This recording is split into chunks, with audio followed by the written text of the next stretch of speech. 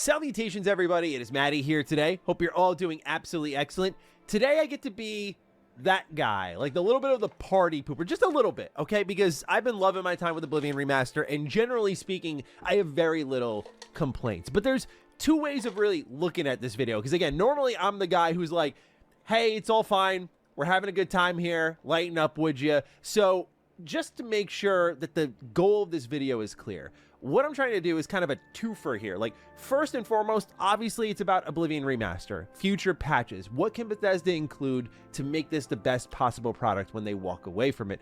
But also the secondary objective of this video is, look, they're going to be doing more remasters down the line. If the FTC leak is to be believed, which it has been.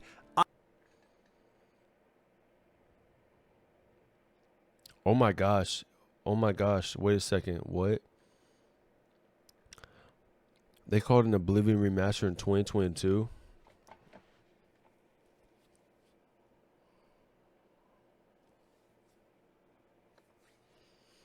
Bro, what the hell? An Oblivion Remaster in 2022.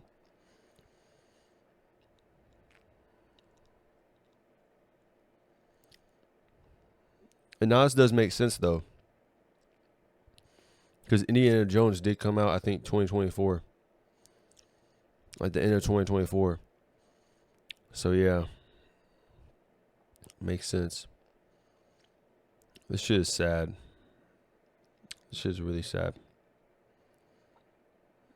And then you go from Elder Scrolls 6 in 2024. Oh my gosh, bro.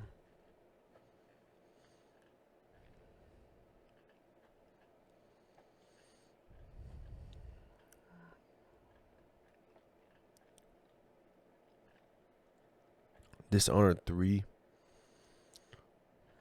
That's gonna be crazy too. Bro, what? Fallout 3 Remastered should be before. Oh my gosh, bro. Someone's gotta tell them straight up. Make a Fallout New Vegas Remastered. Make all these remasters. Don't even worry about Elder Scrolls 6. I'm not even gonna lie. Don't even worry about Elder Scrolls 6. Remake all of these games and remaster them.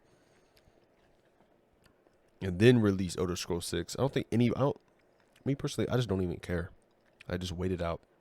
Ironclad for years now. If it is to be believed, then we know there's going to be a Fallout 3 remaster. And I think there's certain creative choices with the Oblivion remaster that Bethesda made that maybe they could learn a little bit from. So I just want to talk about some of the issues, generally speaking, because this is really the first remaster from Bethesda. It's something they swore off for a while. So for them to step forward into it, I think they've hit a home run for the most part. But I just want to tighten a couple things up, if you will, here. So ladies and gentlemen, welcome. Let's just talk down a couple of the problems that the Oblivion remaster has. If you're new here and you're into what's going on with Bethesda, I mean, we have a laundry list of videos that I have planned for you, so get subscribed. Thank you for being here.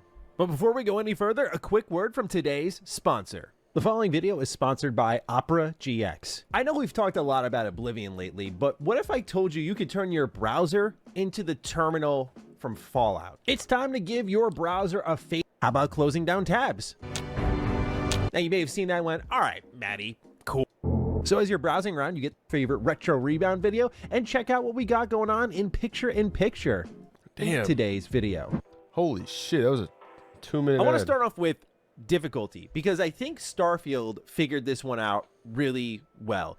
It was a post-launch update, but I hope as Bethesda releases more games, this becomes just a day one feature for them. Like if they're going to do a Fallout 3 re-release, I hope that this is something that they plan to do. Some of the conversation around the difficulty with Oblivion has been interesting because when you crank it up, you start to see what the stats are really like in this game. Like jumping from Adept, which is your standard difficulty, you do 1 times damage, the enemy does 1 times damage, to Expert, where enemies do like 3 times damage and you do 0.6 times damage. Like it's really mathed out in a way that feels bad to play. Starfield, like I said, figured it out, where in a patch, they basically gave sliders for everything, and they tied those sliders to XP bonuses. I'm not asking for like the full feature set in the case of Oblivion, but like future games such as, say, Elder Scrolls 6, I hope to see everything from like what happens when I rest all the way to when I sleep, all that good stuff.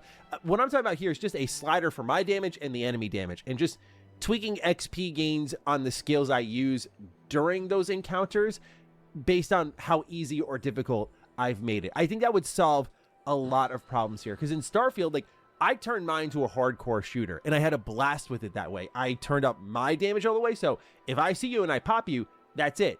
But their damage was turned up all the way, so when they saw me, they popped me. It just turned into a much more enjoyable game. And I think the sad part is there's already a mod for this. There's already a mod for a lot of the problems I'm going to bring up in this video. But I do hope that Bethesda, at the very least, tweaks the difficulties here in Oblivion so that I could jump up to something like, say, an expert difficulty and have a good time with it, and not be like, Jesus, you have so much health and I do so little damage. This is not fun at all. But also, again, for future re-releases, that sort of slider option would be really cool. I'm so used to being hardcore survival mode in Fallout.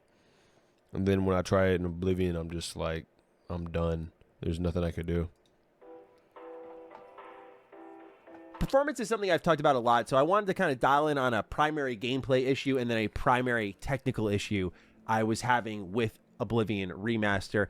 And the stuttering primarily happens in the open world, but you'll see even in some of my horseback footage that I used in my tips video, the frame rate just gets ridiculous. I don't know what happens when you're on horseback, but it just dials it back a whole lot more. But what I've also noticed is that I think DLSS is broken. I talked about this as well in my tips video, how when I and a couple other people switched over to FSR and frame generation, the game just started to run way better, where either, again, DLSS is broken or it's just not as effective here.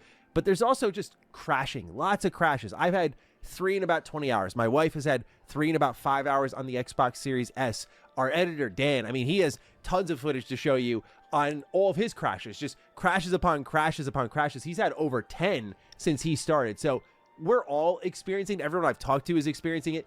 Over on consoles, it's a bit more stuttery in the open world, like it runs, but even there, again, occasional crashes. I would love to see them tune this in a little bit more, because I know we're all pumped, and I am too. I've made that very clear, but I think this is a legitimate issue that should be tackled ASAP. And I think if it wasn't for all of the nostalgia and the memes and the collective joy we're experiencing, again, not trying to be the balloon popper here, you know how I roll, but I do think this is something that needs to be tackled, not in a level of urgency like, hey, the game's breaking, guys, but again, I did not have many crashes with Starfield. I'm not asking for like a totally sanitized experience like Bethesda gave me there. I think the jank is a big part of the experience, but what you get here in Oblivion Remaster, I think, could be much better on the technical front. So just dialing in the frame rate a little bit more, but also especially dialing in those crashes and significantly reducing them would be great. Because again, you go over to Nexus Mods, and what do you know? There's an engine tweak to reduce stuttering, crashing, that sort of stuff. So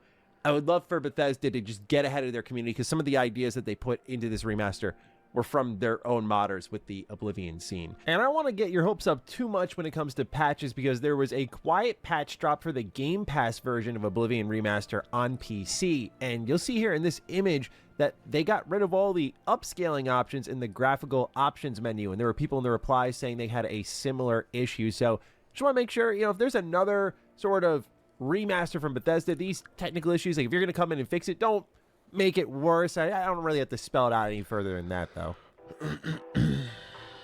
Another thing, this goes into more creative choices, right? So we talked about a gameplay design thing, a technical thing, a creative choice, a liberation that I think they did a really good job with, but in certain parts of the game I think they were more liberal with, is the color palette changes. Oblivion was always a vibrant, Jake Baldino described it well, painterly style open world, just lots of green and orange and all these colors everywhere. And Oblivion Remaster still has that. There are pockets of the world that are just rich in color, but there are also pockets of the world that are very devoid of it. And what it's led to is Oblivion feels much more biome diverse, but I do feel like there has been a tone down in color in some interiors even as well, which sucks a little bit of the life out of the game. And so when I think of Fallout 3, for example, my anticipation, as I'll talk about in a separate video, is that they're probably going to dial it more into Fallout 4 And why is that? Because Oblivion got dialed more into Skyrim to kind of bring those in line to bring in the Skyrim fans to Oblivion. And so I think Fallout 4 being as big as it was, they're going to do the same thing with Fallout 3 fans who have missed out on that game or couldn't play it because of the first-person shooting, and dial that world in accordingly on an artistic level. At least based on what I've seen here with Oblivion Remaster, I'm like, they're not afraid to kind of shake up a bit of the visual identity of the game to bring in new fans.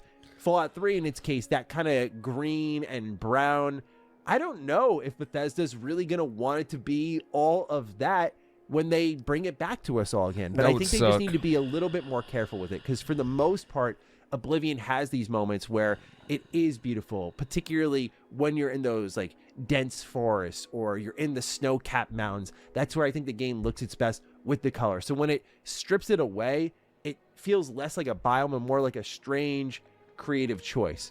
And again, there is a mod to adjust these colors. So another place I think it looks really good is Bruma at nighttime. So not really dogging on the visuals because the uplift, generally speaking, has been great, but just urging a little bit more of a careful approach when they start to touch up the visuals, because Oblivion, I think you can get away with it a little bit because it is a fantasy world and it still looks and feels and sounds like one. Fallout 3, though, at least in my opinion, its atmosphere is so core to that experience. And like Fallout 4 being vibrant is also core to experience because it's a game about rebuilding, where Fallout 3 is a game about being in the thick of that horror and just trying to find that glimmer of hope in Project Purity. So again, just color palette swaps and desaturation and more saturation, whatever they decide to do, I just urge them to be careful with it, because I think they flew kind of close to the sun, and this is all a new exciting thing. So if Bethesda comes in, does another remaster, it's going to be more established, more expected, all that sort of stuff. So again, I just think there might be less forgiveness from fans based on what I've seen in the community. So just something to keep in mind. Other things, animation quality. I love that they dialed it in on the third-person animation quality, because I think they would get a lot more players if they hired I have like a very close friend who's like, I cannot play their games because I only like playing in third person, and if they actually looked good animation-wise, that'd be fantastic. But Oblivion Remastered is one of the first they've actually looked at and said, like, I think I kind of want to check that out because it actually looks good. So they added some new animations. Pretty much all of them, I think, look great, look passable.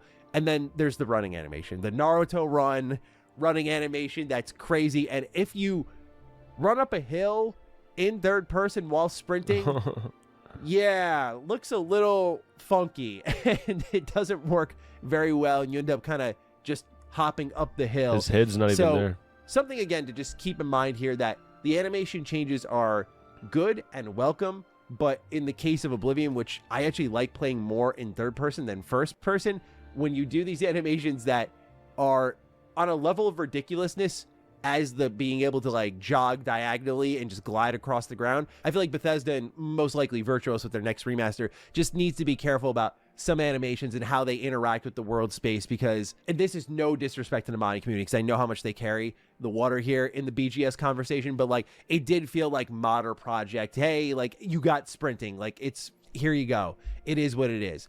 You know, the function is there. I expect when you have a AAA studio and AAA resources that this sort of stuff looks a little less funky. But again, this is where I am in a little bit of my nitpick bag. But because a top 3 game of all time of mine is coming up next, it seems, you know, I just gotta be careful, y'all. Gotta put it out there. If Bethesda watches this video, just gotta make sure this is kicking around the old noggin. So the last thing I'll talk about then is potentially unneeded changes to UI. Now, what we learned pre-launch for the Oblivion remaster was that they wanted to make the UI more accessible to a younger audience. That was part of their targeting and strategy when they were re-releasing the Oblivion remaster, which makes sense, right? Because a lot of people's first Elder Scrolls game was Skyrim, so they jump right into that, and then you kind of make that one-to-one with Skyrim in Oblivion, and it works really well, translates well. Elder Scrolls Online also has a very similar HUD layout, so all these are uniform now. So I think uniformity is good. It's a series identity. It's an expectation. Again, works really well.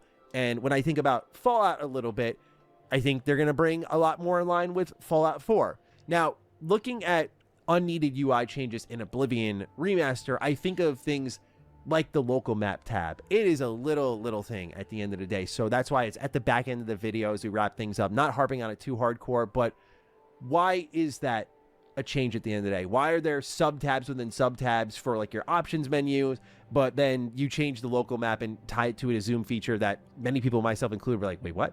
That exists? Instead, why wasn't the focus on like, why can't I activate multiple quests at once? Why can I only have one quest active at the same time? Which is unlike Skyrim. Like if you're trying to bring these together, you can usually have in like a Skyrim or an Elder Scrolls Online multiple quests active, and when you look at the direction of your quest marker, it puts like the quest name underneath. Like those are the types of quality of life, UI, UX enhancements that I would expect when they're trying to target it for accessibility and uniformity. And I feel like they kind of just had a couple of changes, just a few, that felt like change for the sake of change. The map bar, I think, was a really good change. I love when it's in the top middle. That's like the Skyrim identity, and I think it works really well. And I would have it no other way, damn it. But I just encourage focus in areas that could have pushed Oblivion to just a slightly even higher level if they, instead of focusing on the zoom feature, maybe focused on that quest suggestion I made. So just little things like that. Overall, it's good that I have very little to talk about. It's a testament to how great of a job they've done with this remaster, how happy I personally am with it, and just taking time to absorb what the community is saying to me, right? I've just been reading so much feedback on social media and in the comment section, and it's just awesome to see so many people so happy with the Bethesda game. It's been a rare sight these last few years between 76 launch and Starfield launch and, of course, Shattered Space. I was right there in the thick of all this, so to see a positive launch is great. I just want to make sure that, you know, as the nostalgia and the rose-tinted glasses kind of fade away, that, you know, we try to remain at least a little bit critical of some of the elements of the game that could just be done a little bit better. In particular, though, the top three to me were the color palette swaps, the performance, and the difficulty tuning. I think these things, beyond the other quality of life enhancements that these older games might necessitate in different times, are the things that Bethesda should be the most careful with. And I think first and foremost is performance. There's nothing worse than watching the life die from my editor Dan, as he's just so, he told me he was so excited to play he couldn't even sleep, and to know that he went through like 10 crashes day one, like that's a heartbreaker. So got to avoid that sort of stuff. Anyway, ladies and gentlemen, let me know what you think the Oblivion remaster could be doing better for either future patches from Bethesda or whatever remasters they do in the future. What should they consider? Let me know. Other than that, take excellent care of yourselves, and I will see you in the next one. Stay sexy, stay active. I love you all. Peace. I haven't even had a crash yet. It's crazy.